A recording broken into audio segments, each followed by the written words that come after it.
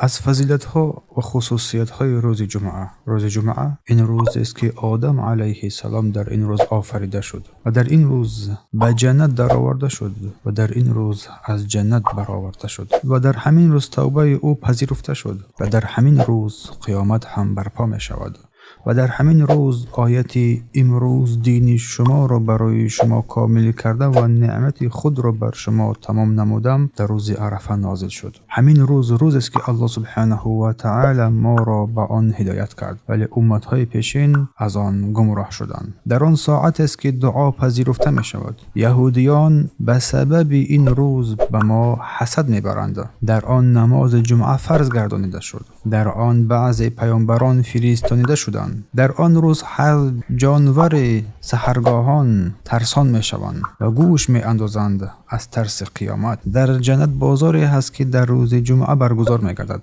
روز زیارت، روز دیدار پروردگار است. کسی که برای نماز جمعه قدم می‌گذارد برای هر قدمش ثواب 1 ساله روزه و قیام شب نوشته می شود.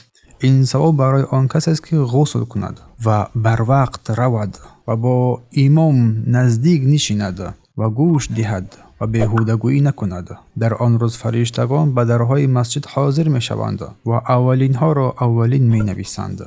روز جمعه را به تنهایی به روزه جدا کردن جایز نیست و از جمعه تا جمعه دیگر کفارت گناهان میان آنهاست و شایسته است که فرشتگان شاهد آن باشند. خواندن سوره کهف در روز جمعه مستحب است و بسیار صلوات فرستاندن بر پیامبر صلی الله علیه و سلم.